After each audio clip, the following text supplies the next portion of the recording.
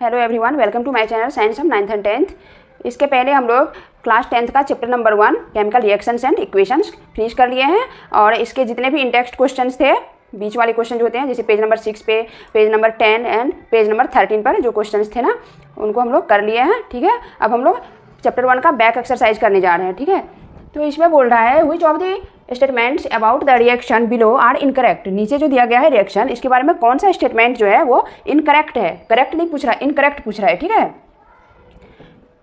तो ये है क्या, 2PbO solid plus carbon solid gives 2Pb solid plus CO2 gas. ठीक है, तो ये इक्वेशन जो है ये बिल्कुल बैलेंस है, बैलेंस केमिकल इक्वेशन है, क्योंकि लेड इधर 2, इधर भी लेड 2। ठीक है, कार्बन 1 ऑक्सीजन 2, क्योंकि यहाँ 2 लगा हुआ है तो यहाँ भी ऑक्सीजन 2।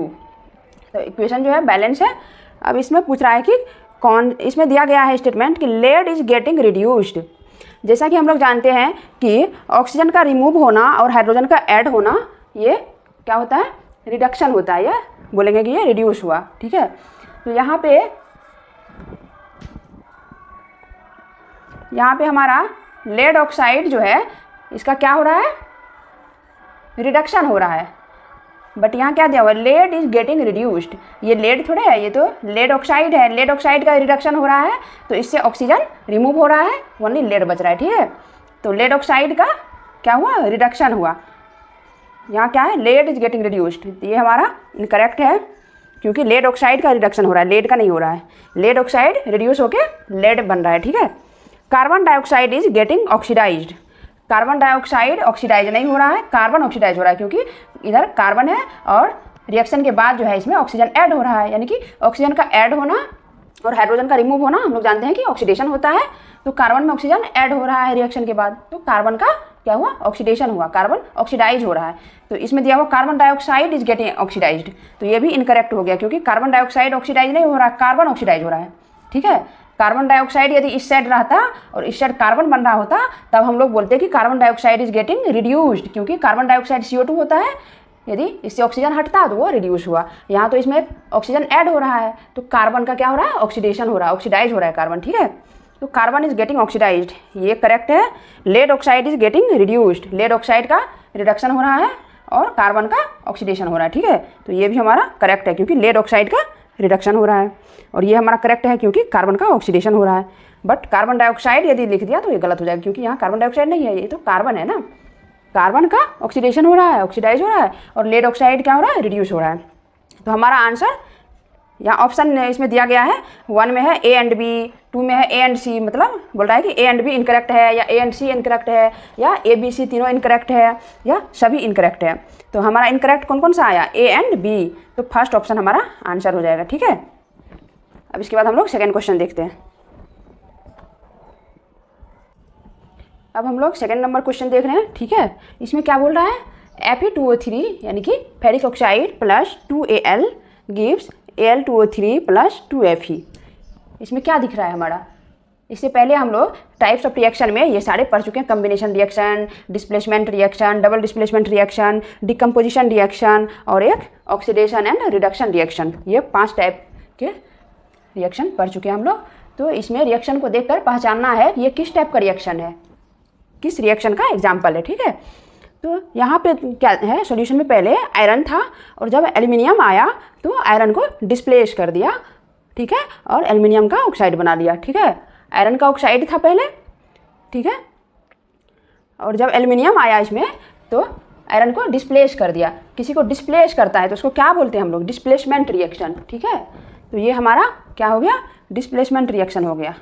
ये हमारा आंसर 4 नंबर हो जाएगा। ठीक है,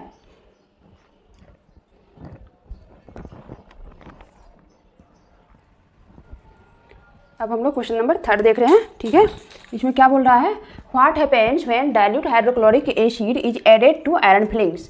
आयरन के साथ जब डाइल्यूट हाइड्रोक्लोरिक एसिड को ऐड करेंगे तो क्या होगा, टिक द करेक्ट आंसर। ये ऑप्शन दिया गया है ABCD करके, इसमें से करेक्ट आंसर को टिक करने बोल रहा है। ठीक है, hydrogen gas and iron chloride is produced, chlorine gas and iron hydroxide is produced, no reaction takes place, iron salt and water are produced. ये 4 ऑप्शन है ABCD करके, इसमें से पूछ रहा है कि कौन सा करेक्ट आंसर है।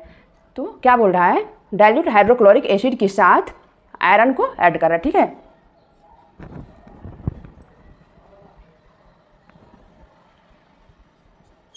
HCl यही हाइड्रोक्लोरिक एसिड होता है प्लस आयरन, इसको ऐड करेंगे तो क्या बनेगा, ये जो है H+Cl- में ब्रेक होगा, यानी कि हाइड्रोजन को ये डिस्प्लेस कर देगा और आयरन का क्लोराइड बना लेगा, ठीक है। ये डिस्प्लेसमेंट रिएक्शन का एग्जांपल हो गया एक तरह से। तो क्या होगा, क्लोरीन के साथ आयरन ऐड हो जाएगा और हाइड्रोजन को डिस्प्लेस कर देगा, ठीक है, क्योंकि ये तो कैटायन है, ये भी क्या है, यहाँ पे कैटायन का काम कर रहा है, हाइड्रोजन का प्लस माइनस दोनों ही एग्जिस्ट करता है। तो यहाँ पे Cl क्लोरीन जो है हाइड्रोजन फैमिली का है, फ्लोरीन, क्लोरीन, ब्रोमीन, आयोडीन, ये पीरियोडिक टेबल में क्या है 17th ग्रुप का एलिमेंट है, जो क्या होता है एनायन होता है, नॉन मेटल होता है, ठीक है। एनायन पे नेगेटिव चार्ज होता है और कैटायन पे पॉजिटिव चार्ज होता है। तो यहाँ पे पक्का है कि क्लोरीन के साथ जो है ये कैटायन बन के ही है हाइड्रोजन, क्योंकि ये -1 चार्ज और ये +1, इस पर -1 चार्ज होता है, इस पर +1 चार्ज है, ठीक है। और आयरन जो है +2 और +3 में एग्जिस्ट करता है, ठीक है। तो ज़्यादातर हम लोग +2 ही लेके चलते हैं। तो आयरन क्या होगा, जो ज़्यादा स्टेबल ऑक्सीडेशन स्टेट होता है ना, उसमें ज़्यादा पसंद करता है कोई भी एलिमेंट रहना। तो आयरन जो है +2 में बना लेगा इसका, ठीक है, आयरन का क्लोराइड बना लेगा। ये सिंपल जान लीजिए कि हाइड्रोजन को डिस्प्लेस करेगा और आयरन जो है क्लोरीन के साथ जुड़ेगा। तो आयरन का जो वैलेंसी होता है वो 2 होता है और क्लोरीन का वैलेंसी जो होता है वो 1 होता है। तो इससे हम लोग फार्मूला कैसे बनाते हैं, क्रॉस करके, ये इसका इस पे, इसका इस पे, ठीक है। तो आयरन पे 1 आ जाएगा, तो यहाँ से क्या बन जाएगा, आयरन पे क्लोरीन का वैलेंसी आ जाएगा और क्लोरीन पे आयरन का चला जाएगा, तो Fe1Cl2। तो 1 को तो हम लोग लिखते नहीं हैं, तो इसको सिंपल लिखेंगे FeCl2, आयरन का क्लोराइड बना लिया, प्लस हाइड्रोजन गैस, हाइड्रोजन अकेला तो रहेगा नहीं, ये मॉलिक्यूलर फॉर्म में ही रहेगा, ठीक है। कोई भी एलिमेंट जो है वो अकेला एग्जिस्ट नहीं करता, सिंगल एग्जिस्ट नहीं करता है, ठीक है, वो तुरंत किसी न किसी से मतलब मॉलिक्यूलर फॉर्म में एग्जिस्ट करता है, ठीक है। तो हाइड्रोजन से H2 गैस बन गया और आयरन जो है क्लोरीन के साथ हाइड्रोजन को डिस्प्लेस किया और क्लोरीन के साथ आयरन ऐड हो गया, ठीक है। तो यही हमारा क्या बन गया, आयरन का क्लोराइड। ये हमारा क्या है, ये हमारा है आयरन क्लोराइड और ये हमारा क्या है, हाइड्रोजन गैस है, ठीक है। बहुत ज़्यादा समझाने की कोशिश में लग जाते हैं हम, इसलिए थोड़ा ज़्यादा हो जाता है, आप लोग के लेवल से बाहर नहीं निकलना चाहिए, ठीक है। तो यहाँ सीधा डिस्प्लेसमेंट रिएक्शन का ये एग्जांपल है, क्योंकि ये दिख रहा है कि आयरन आएगा तो आयरन क्या करेगा, इससे ज़्यादा रिएक्टिव है आयरन हाइड्रोजन से, हाइड्रोजन को डिस्प्लेस करके आयरन क्लोरीन के साथ कंपाउंड बना लेगा, ठीक है। तो आयरन का क्लोराइड बना लेगा और हाइड्रोजन से हाइड्रोजन गैस दे देगा, ठीक है। तो हमारा आंसर कौन सा हो गया, A नंबर हो गया, hydrogen gas and iron chloride is produced, hydrogen gas और आयरन का क्लोराइड प्रोड्यूस हो रहा है, ठीक है। यही हमारा आंसर हो गया। और ये हमारा डिस्प्लेसमेंट रिएक्शन का एग्जांपल है, क्योंकि दिख रहा है कि आयरन आया और हाइड्रोजन को डिस्प्लेस किया, ठीक है, और आयरन का क्लोराइड बना लिया।